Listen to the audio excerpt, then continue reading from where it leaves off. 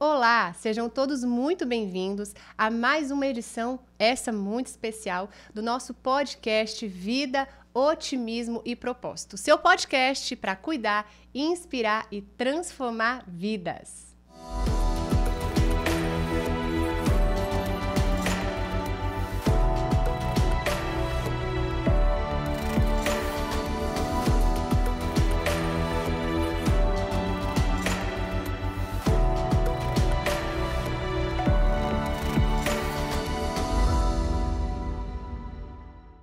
E nesse mês especial, o nosso podcast é destinado a você que valoriza a vida, a você que em algum momento passou ou tem passado momentos desafiadores, situações internas, e nós decidimos convidar alguém muito especial, que tem uma visão e um olhar para a essência do ser humano.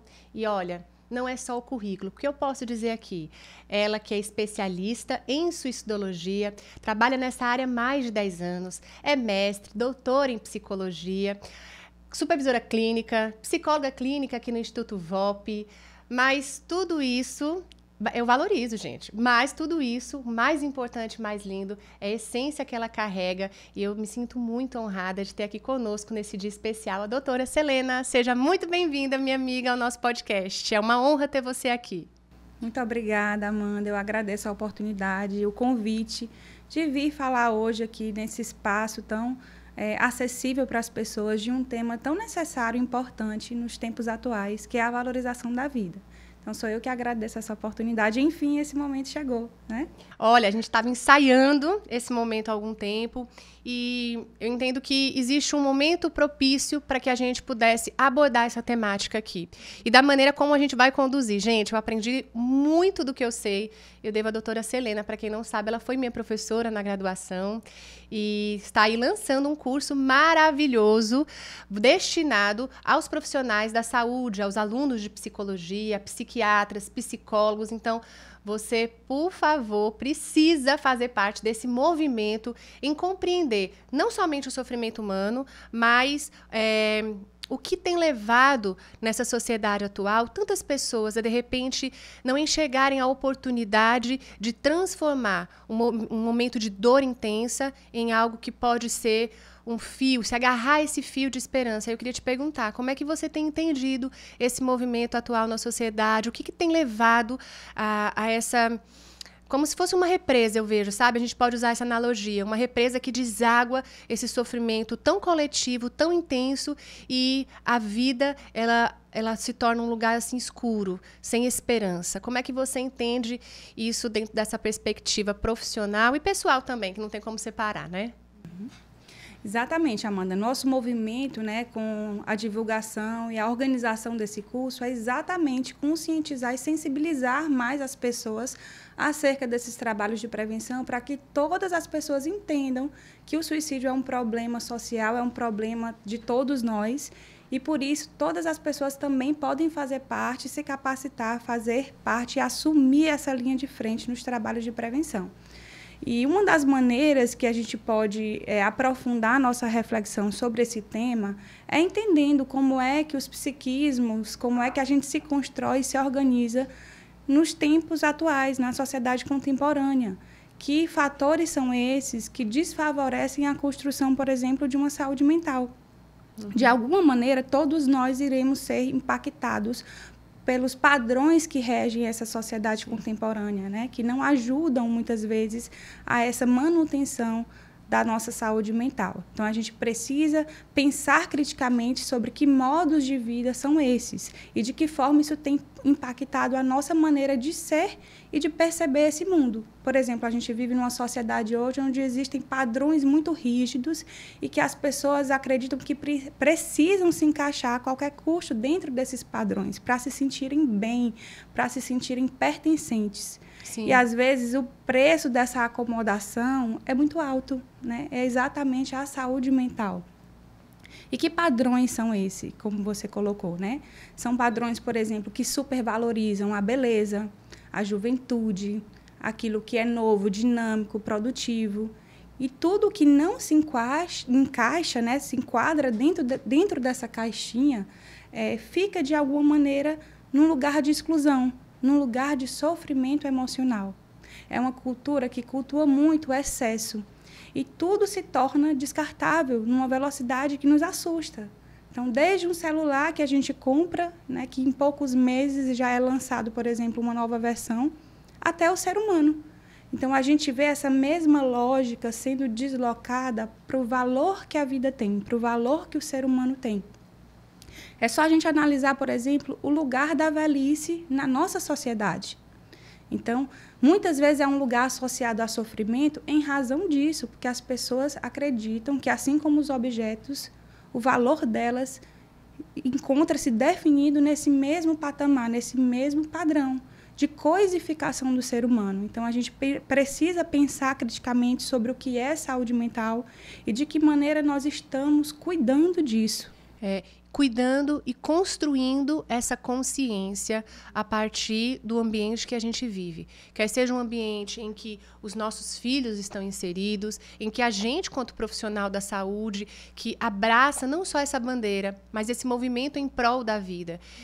Durante o período da pandemia, eu me lembro de diversos momentos, situações em que algumas pessoas buscaram essa ajuda. Amanda, eu estou com uma pessoa que está pensando, só fala que não quer mais viver, só fala que a vida não tem mais sentido. E pessoas jovens, né? Eu queria que você pudesse nos orientar. Quais são as direções que qualquer pessoa que hoje está aqui nos assistindo, ela pode, diante de alguém em sofrimento existencial intenso, o que ela pode fazer para acolher inicialmente essa pessoa e instruí-la acerca do momento que ela está vivendo? É um ponto muito importante que você está trazendo, porque às vezes as pessoas acham que só cabe esse papel de identificar uma pessoa em sofrimento psíquico e ajudar essa pessoa aos profissionais de saúde. Então, muitas vezes, a sociedade, de uma maneira geral, se isenta e até se blinda de olhar para esse outro que está sofrendo, né? E, às vezes, não pensa que em um momento mais à frente é sujeito a essa mesma pessoa estar nessa condição de sofrimento. Então, a gente tem que deixar claro que todas as pessoas, elas têm condição de aprender isso, de desenvolver empatia em relação ao sofrimento do outro, né? Porque a pessoa que, por exemplo, está tendo comportamento autodestrutivo ou desinvestindo na própria vida, ela dá sinais. Ela dá sinais, às vezes, velados, né? Que são indiretos, mas ela dá também sinais claros e evidentes. Ela comunica isso. Ela muda o comportamento dela. Então, é um conhecimento, às vezes, técnico que pode chegar em todas as pessoas e ajudar também a propagar esses trabalhos de prevenção do suicídio. Vou trazer alguns exemplos rápidos aqui para você. Presta atenção, porque através desses exemplos você pode auxiliar uma pessoa em sofrimento intenso, existencial. Vamos lá. Então, essa comunicação ela pode ser direta, verbal, por exemplo, a pessoa comunicar que tem a intenção suicida, tem a intenção de acabar com a própria vida, mas na grande maioria das vezes ela é manifestada de uma maneira velada, camuflada, por exemplo, em discursos de desmotivação em relação à vida, né? Ou então com condutas que demonstram que essa pessoa ela deseja a própria morte, né? Ela começa a se comportar através, por exemplo, de ciclos de fechamento, ela se desapega das coisas que antes importavam e hoje não importam mais, né? Ela profere palavras, por exemplo, de que está pensando besteira, é uma chave que eu gosto muito de ressaltar nas minhas palestras. Ótimo exemplo. Tem pensamentos ruins. E, geralmente, quem escuta um discurso como esse, sequer pergunta que tipo de besteira você tem pensado. Então, o suicídio ele é um tabu tão grande na nossa sociedade que, às vezes, a pessoa que está sofrendo não consegue sequer falar a palavra suicídio. Então, ela chama de besteira, ela fala que está tendo pensamentos ruins, ela diz que está se sentindo um peso para aquela família. E é obrigação nossa estar ali disponível, porque esse é o sinal de alerta que se destacou naquele momento, e a gente precisa se aproximar dessa pessoa e perguntar que besteira é essa que ela tem pensado, né? O que ela está chamando de pensamentos ruins? Para que essa pessoa se sinta acolhida o suficiente de dizer o que ela realmente está sentindo. E aí, dependendo de quem está nesse lugar de ajudar, fazer um encaminhamento profissional, ou se é um profissional da área, aprender a fazer esse manejo adequado para ajudar aquela pessoa a sair da crise e manter ela durante esse processo de cuidado num lugar de segurança, no lugar de cuidado. Exato. E para isso a gente também precisa trazer à luz a necessidade de uma rede de apoio. Então, eu percebo que muitas vezes essas pessoas em intenso sofrimento, a rede de apoio, ela é o ponto de partida para que aquela pessoa também possa encontrar esse acolhimento dentro da sua família, dentro daqueles que estão próximos a ela. Existe alguma consideração acerca disso? De repente, quem está nos assistindo é pai, mãe ou é um amigo, alguém próximo, até mesmo um colega que tem observado esse movimento.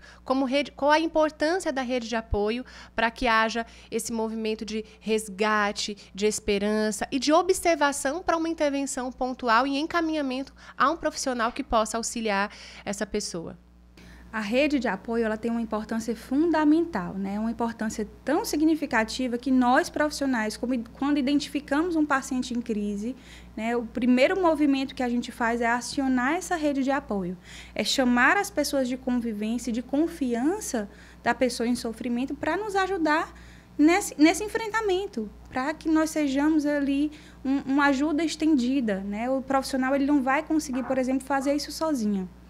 E, às vezes, a gente sente que as famílias realmente não sabem como reagir a uma situação como essa. Elas sentem dificuldade de identificar, por exemplo, observam as mudanças de comportamento, mas, às vezes, até naturalizam, acreditam que aquilo ali é esperado para aquela fase da vida. É um adolescente que está se isolando, chorando com frequência, se tranca dentro do quarto. Vem sempre aquele conselho de alguém de que aquilo é natural da adolescência, não se preocupa com isso, vai passar. E muitas vezes a família perde a oportunidade de auxiliar no momento ali de prevenir um comportamento autodestrutivo. Às vezes é um idoso, né? Então, as pessoas acham que a velhice ela necessariamente tem que ser triste. Então, muitas famílias... Ou enquadram, né? Sim. O idoso dentro de um padrão. Isso. Então, se a gente tem um idoso que tem os seus 70 anos de idade e ele apresenta a idade através das suas marcas físicas, das suas limitações físicas, esse idoso é tido como alguém frágil ou alguém que é excluído do ambiente familiar. Vamos cuidar, tadinho, eu escuto muito isso às vezes. E ele não encontra um espaço para poder falar do que sente, dessa análise que ele faz da sua própria vida. E é importante conferir esse espaço que acontece dentro do ambiente familiar ou do ambiente onde ele está inserido. E isso é uma sensação de não lugar, de não pertencer àquele sistema familiar. É como se não tivesse espaço para pedir ajuda. E aí esse idoso entende que há uma naturalização, que esperam dele essa tristeza e que não tem saída. Muitas vezes o idoso se vê nessa situação, porque a família não foi orientada, não soube como reagir àquela situação. Então, quando a família observa essas mudanças repentinas, bruscas de comportamento, o indicativo, a conduta correta é procurar uma ajuda profissional, é procurar uma avaliação, saber o que está acontecendo com aquela pessoa, né? É o mínimo. E outra coisa que eu quero ressaltar nessa tua pergunta aí sobre a rede de apoio é que muitas famílias, às vezes, acham que daquela maneira estão ajudando e estão potencializando o sofrimento da pessoa em crise. Então, por exemplo, o que não fazer? O que não fazer. Ótimo. O que não fazer dentro de um contexto de sofrimento existencial e de uma possibilidade que você enxerga na pessoa que você está convivendo e você, às vezes, pensa, poxa, será que essa pessoa está pensando em suicídio? Olha, isso é muito importante. O que não fazer, doutora Selena?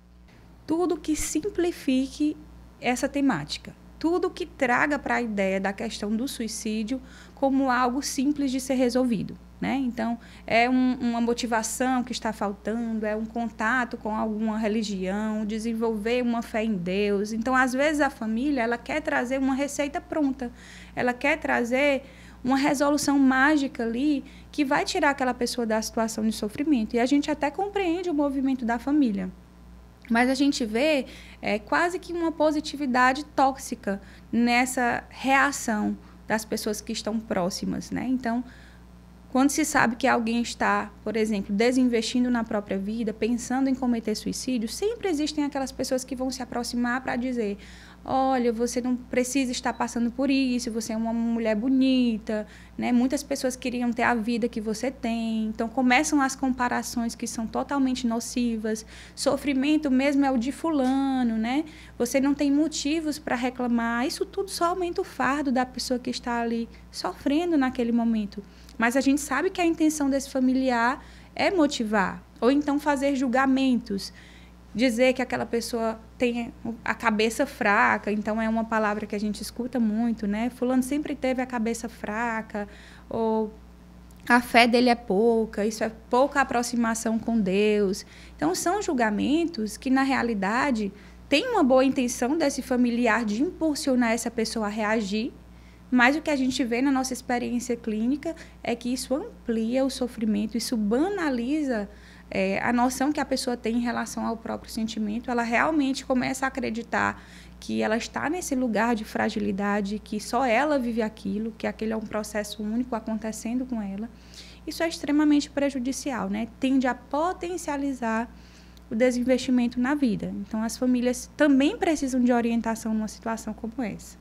Então, a gente percebe que esse movimento de acolhimento dentro do ambiente familiar ou da rede de apoio, ele também se estende às pessoas que estão nessa rede de apoio.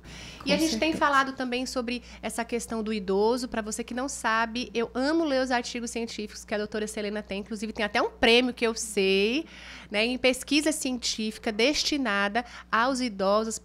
E a gente está falando tanto desse movimento com o idoso, mas está aí uma coisa que eu acho que talvez as pessoas que estão nos assistindo se choquem. Mas eu preciso fazer essa pergunta, porque eu acho que ela é de conhecimento, ela é de necessidade pública. Criança pensa em suicídio? Muito bom também você trazer esse assunto, né? Porque um dos fatores que prejudicam o trabalho de prevenção do suicídio na infância é um mito que existe em torno dessa questão das pessoas acreditarem que criança não sofre, né? Muito menos pensa ou tenta suicídio.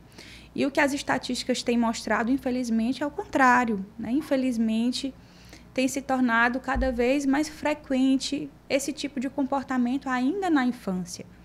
E um detalhe importante é que os trabalhos de prevenção, por essa razão, eles precisam começar desde muito cedo, ainda na infância, né?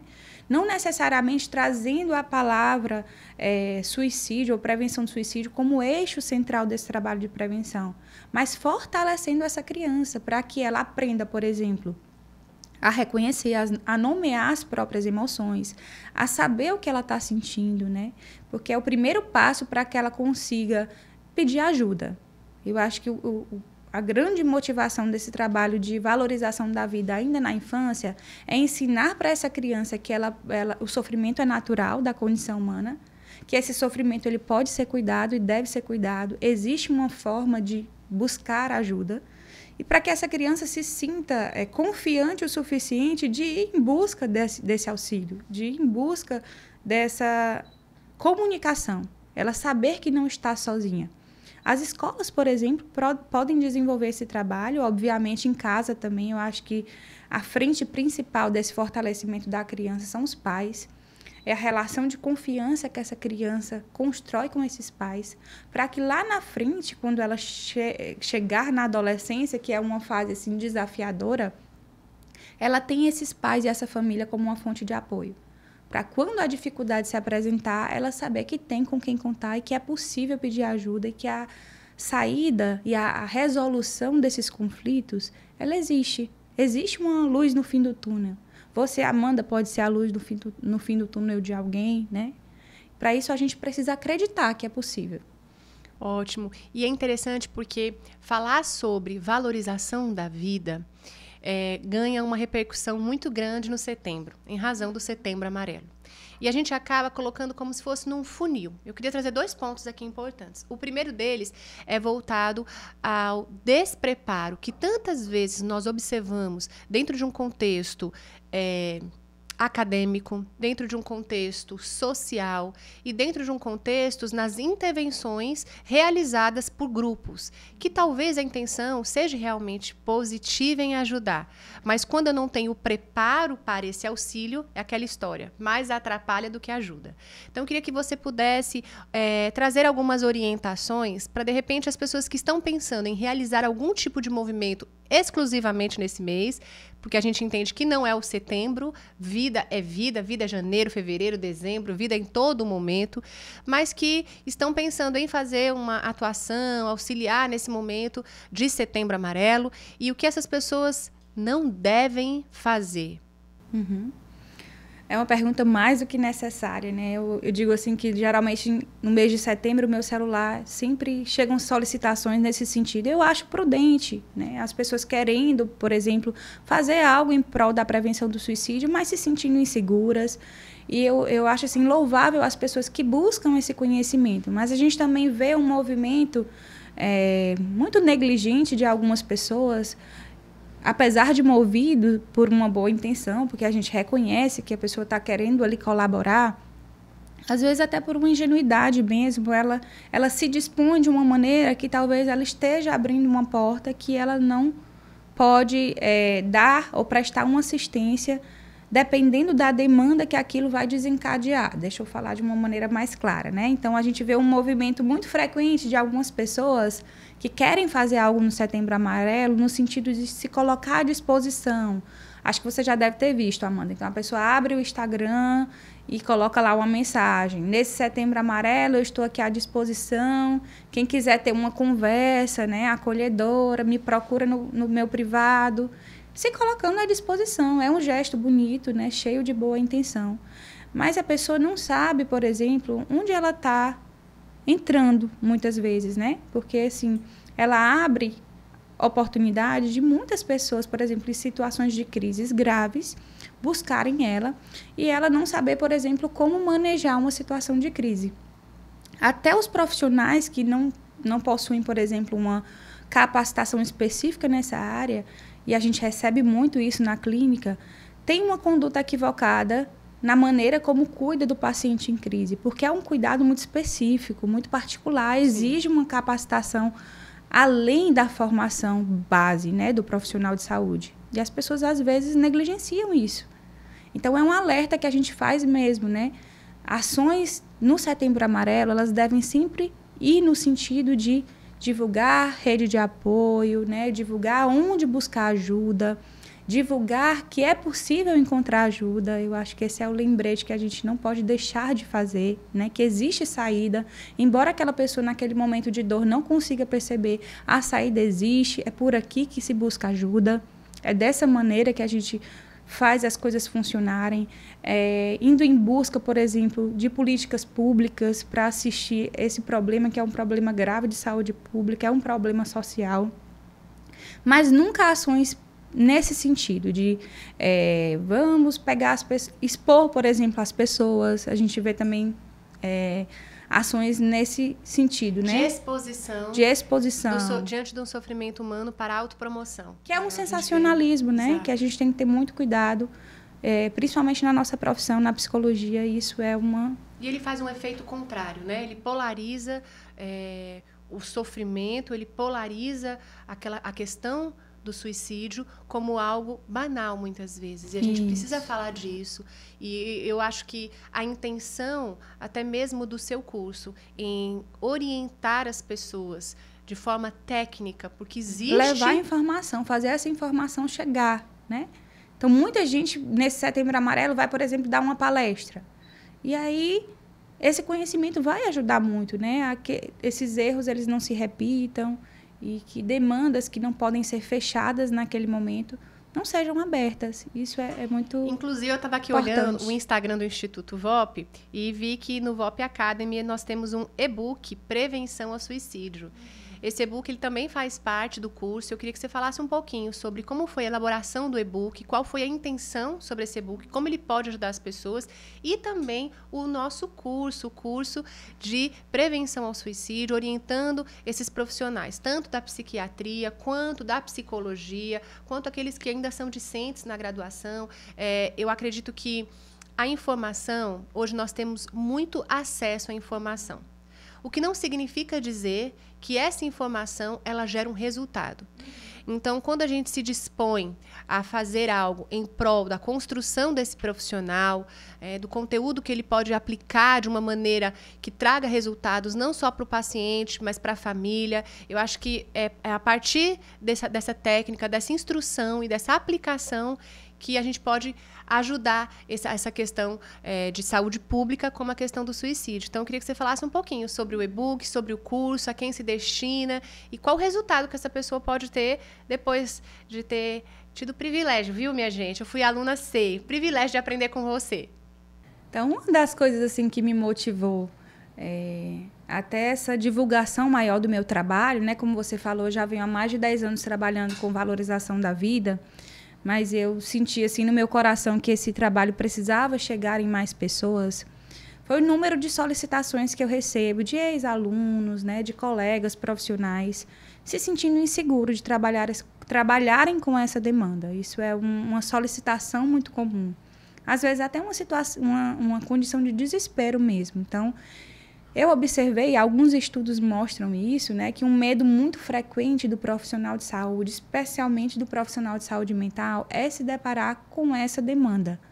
Pacientes em crises emocionais graves e que começam a demonstrar uma desesperança em relação à vida, ou mesmo a falar ou tentar suicídio, né? Então, isso bloqueia muitos profissionais. Por quê? Porque na formação de base deles, na formação na faculdade, na universidade, eles não receberam conhecimento necessário para se sentirem seguros, né, de trabalhar com essas questões. Então, é óbvio, se existe um manejo específico, diferente dos outros, é natural que esse profissional se sinta inseguro.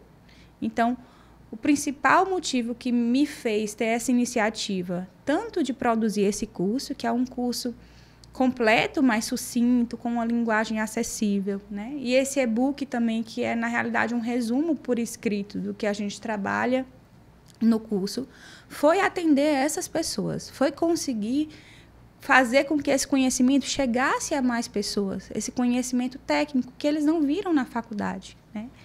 E ter esse conteúdo gravado como um recurso. Então, o profissional está atendendo um caso, porque existe assim uma ilusão de alguns profissionais de saúde mental acharem que eles não vão se deparar com essa demanda, que eles vão poder escolher. Não vou trabalhar com prevenção do suicídio.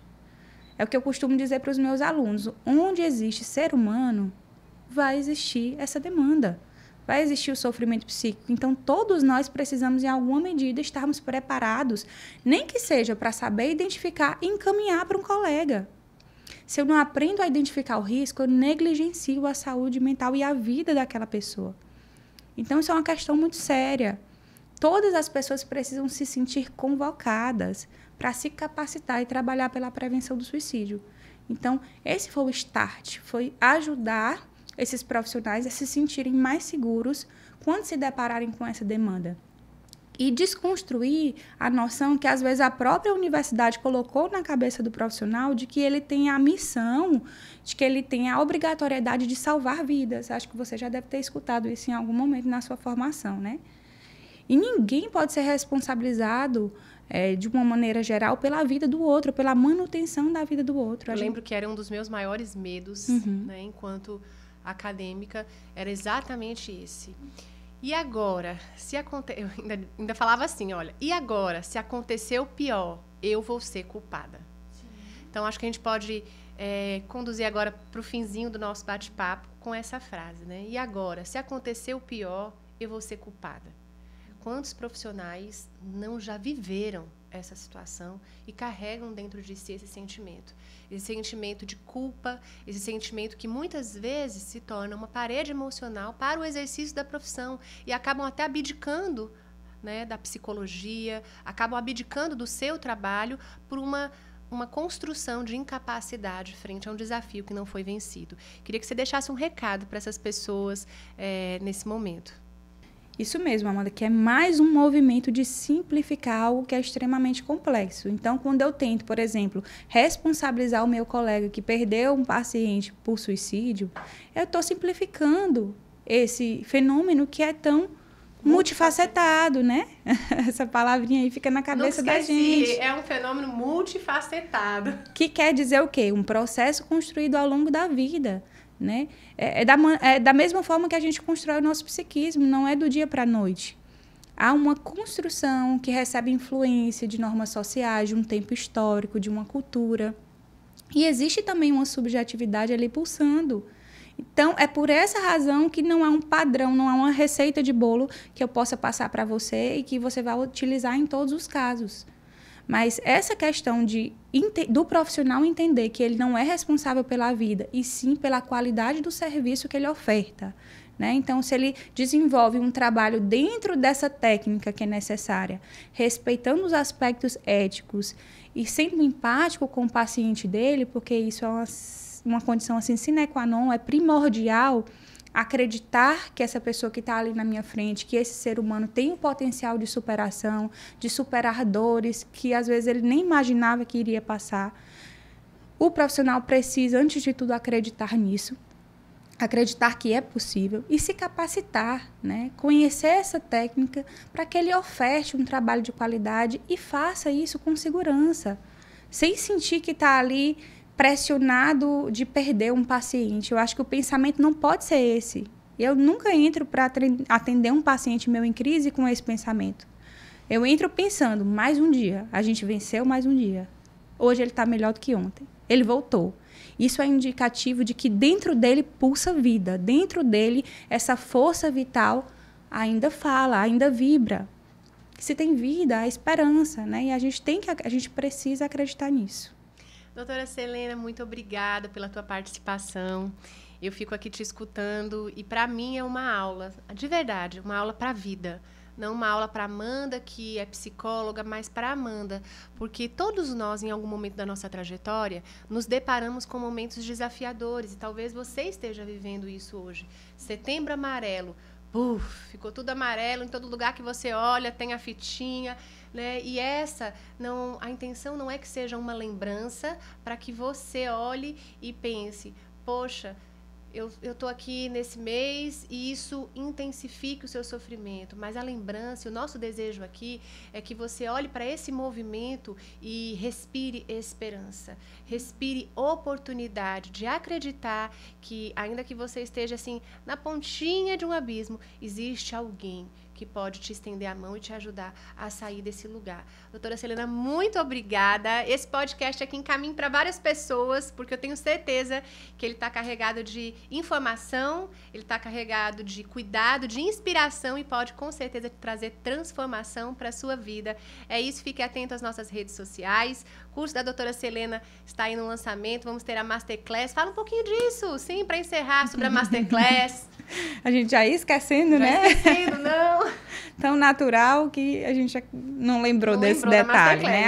Agora, no dia 4 de setembro, no início do mês, a gente vai fazer uma Masterclass Fortalecendo Vidas, às 20 horas, né? Um evento totalmente gratuito e online, com esse propósito de convocar mais pessoas, de sensibilizar mais pessoas para se engajarem nesse trabalho.